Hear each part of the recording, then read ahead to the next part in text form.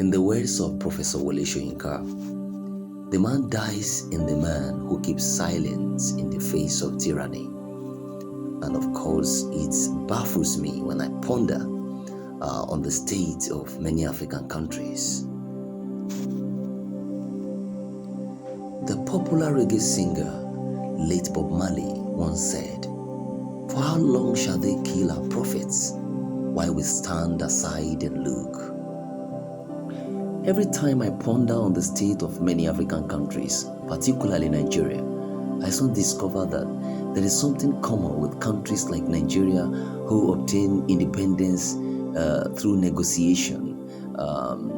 Countries like Nigeria who obtain independence from colonialism on the platter of gold. Countries that did not fight for freedom in the real sense of it, that did not pay the price of being free.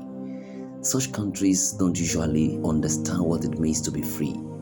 They don't know the value of freedom, and so they don't even know what it means to be free. They don't know what it means to be independent.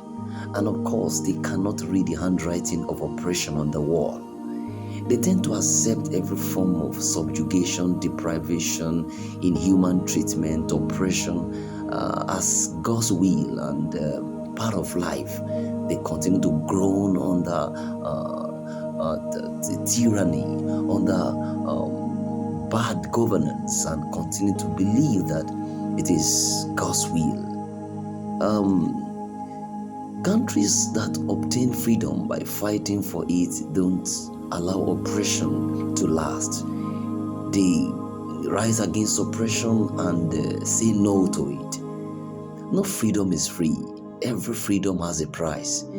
It surprises me how a state intend to obtain freedom by folding of hands and continue to groan under tyranny and bad governance without saying anything or doing anything about it. Even in science, we have it that every object assumes a state of rest until a force is applied.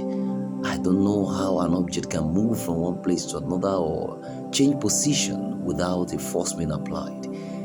The same thing happens when a state tends to continue to groan under oppression and not willing to pay the price. Every freedom has a price. And I hope that this nation will rise up to face these abnormalities and end it once and for all. I don't understand how we intend to come out of it without paying the price. Countries that obtain freedom or independence in Africa, countries like South Africa, like Angola and the likes who fought for their independence, they are never the same. I am Dominion.O.Vincent, the presenter of YOUTOCRACY.